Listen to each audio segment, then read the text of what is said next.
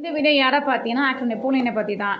ஏற்கனவே நம்ம virtual warriors, அதுக்கப்புறம் வந்து நிறைய நம்ம யூடியூப் சேனல்ஸில் டிவிகே சப்போர்ட்டர்ஸ் நிறைய பேர் ஸ்பீக்கர்ஸ் எல்லாம் கலாய்ச்சிட்டாங்க. எனக்கு கலாய்க்கிறதுக்கு எதுவும் புதுசெல்லாம் எதுவும் யூஎஸ்ல இருந்தால் என்னவா எந்த நியூஸுமே தெரியாதாமா அவர் அதுக்கு மேலே நடிக்கிறாரு. என்ன சொல்கிறாரு, அது அந்த கருவில் செத்த 41 பேர்கிட்ட வந்து வீடியோவில் பேசினாராமே, அவர் நேராக போகக்கூடாதான்னு கேள்வி கேட்குறாரு. என்னன்னு தெரியல. இவங்களுக்குலாம் வந்து எதனா நாலேஜ் இருக்கிறது. எம்பியாக இருந்திருக்காரு, எம்எல்ஏவாக இருந்திருக்காரு, அது புரிதல் கூட இல்லை. ஐ திங்க் இவர் எப்படி எம்பியாக ஆனார்னா, ஒரு வேளை வந்து அவரோட மாமா வந்து பார்த்திங்கன்னா KN நேரு, இவரோட மாமா தான், அது தெரியும்னு நினைக்கிறேன் எல்லாருக்கும். அதில் அவர் கூட சும்மா நைஸாக எம்எல்ஏவாக ஆனார். அதுக்கப்புறம் என்ன ஆச்சுன்னா, மிஸ் அண்டர்ஸ்டாண்டிங் டிஎம்கேல வந்துட்டு டக்குன்னு பிஜேபிக்கு தாவிட்டார். இந்த வைஷ்ணவி ஒன்று தாவிச்சு, அது மாதிரி தாவிட்டார். இவங்களாம் ஒரு ஸ்டாண்டர்ட் மைண்டே இல்லாதவங்க எப்படி தகுதி இல்லாமல் நீங்கள் விஜயை பற்றி பேசுகிறீங்க எனக்கு தெரியவே இல்லை. ஃபஸ்ட்டு நீங்கள் ஒரே இதில் இருங்கங்க, அப்போ தாங்க நீங்களாம் நல்லவங்க வல்லவங்க சிறந்தவங்க சொல்ல முடியும். உங்களுக்கு என்ன தகுதி இருக்குது நீங்கள் தளபதி பற்றி பேசுறதுக்கு?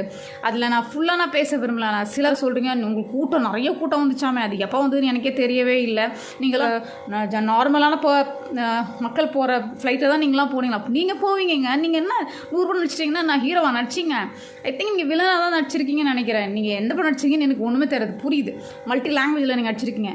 எங்கள் ஆள் யார் தெரியுமா? தமிழன், பச்சை தமிழன். தமிழ் படத்தை தவிர எந்த படத்திலும் நடிக்காத ஒரே ஒரு ஆள் யாருன்னா தளபதி விஜய் மட்டும்தான். நீங்களாம் அவரை பற்றி பேசுக்கு தகுதியே இல்லை. நீங்கள் ஊரை விட்டு ஊர் ஓடி போய் ட்ரீட்மெண்ட்டுன்ற பேரில் அங்கே உட்காந்துக்கிட்டு அங்கே பிஸ்னஸ் அங்கே ஏர்ன் பண்ணி கொடுத்துருக்குற நீங்கள் என் தளபதி பற்றி பேசுகிறதுக்கு உங்களுக்கு ரைட்ஸே கிடையாது. நீங்கள் யார்?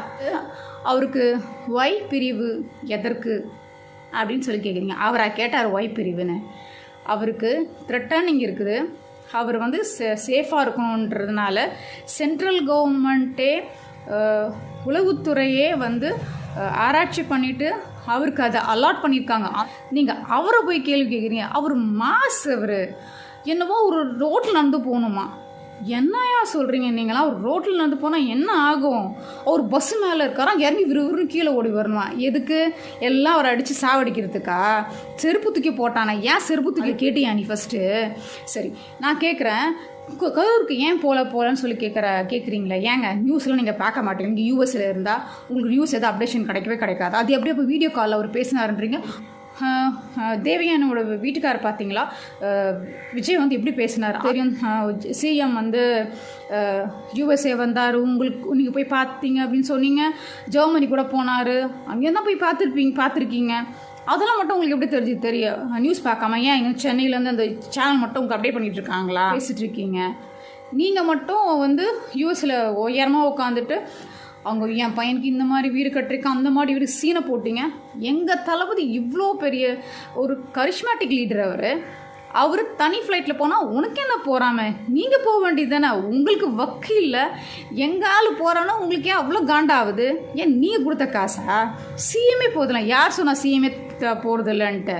ஏங்க டெப்டி சிஎம் வந்து துபாய் போனார். 41 பீப்புள் வந்து கரூர் டெம்பிள்கிட்ட செத்துட்டாங்கன்னும் போது குருகுரு வந்தார் தனி விமானத்தில். அது மட்டும் அவர் போகலாமா? அப்போ அவர் எந்த விமானத்தில் போனார்? அவர் மக்களாவா போனார்? என்ன தகுதி இருக்குன்னு சொல்கிறீங்களே. இப்போ டெபுட்டி சிஎம்க்கு எப்படி தகுதி இருக்குது? அவர் ஏன் சிஎம் ஆனார்? சிஎம் ஆசை எல்லாருக்கும் உண்டு.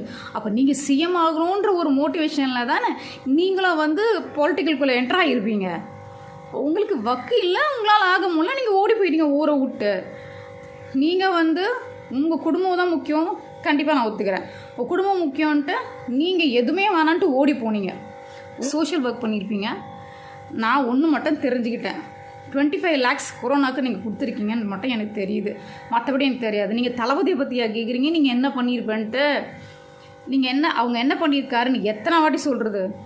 உங்களுக்கு தெரியாது? இல்லை நிஜமாங்க, இத்தனை நாள் கொள்கைனா என்னன்னு தெரியாது, வாக்குறுதினா என்னன்னே எங்களுக்கு தெரியாது. அரசியல் நாலேஜே இல்லைன்னு யார் கேட்குறீங்க? நீங்கள் யார்? டிவிக்கு தொண்டர்களையா கேட்குறீங்க அரசியல் புரிதல் இல்லைன்ட்டு? அந்த அரசியல் புரிதல் இருக்கிறதுனால தான் தளபதி அங்கே சைலண்ட்டாக உட்காந்து பேக்ரவுண்ட் ஒர்க் பண்ணிகிட்ருக்காரு. அவருக்காக விர்ச்சுவல் வாரியர்ஸ், தொண்டர்கள், இளைஞர்கள் கூட்டம் எல்லாரும் அவருக்காக பேசுகிறாங்க. இது மாதிரி எந்த கட்சிக்குன்னா ஏன்னா பேசி நீங்கள் பார்த்துருப்பீங்களா? மிஸ்டர் நெப்போலியன் அவர் என்டர் ஆனதுக்கு அப்புறம் தான் அரசியல்னா என்னன்றது தெரிஞ்சிச்சு. இந்த நாட்டில் எவ்வளோ கேடு கேவலங்கள் நடந்துட்டுருக்குன்னு தெரியுது, எத்தனை கரப்ஷன்ஸ் இருக்குது அப்படின்னு தெரியுது. அதுக்கப்புறம் வந்து நியூஸ் சேனலை பார்க்குறதுக்கு அவர் வந்ததுக்கப்புறம் தான் நாங்கள் நியூஸே பார்க்கவே ஆரம்பித்தோம். டிபேட்ஸ் பார்க்குறோம். அப்புறம் தான் தெரியும் மினிஸ்டரே யாருன்னே தெரியாதுங்க. இப்போ தாங்க மினிஸ்டர்னா ஓ இவர் தான் எஜுகேஷன் மினிஸ்டரா ஐயா அப்படின்றது எங்களுக்கு இப்போ தாங்க தெரியுது. இதுக்கு முன்னாடி சத்தியமாக தெரியாது. நீங்கள் வந்து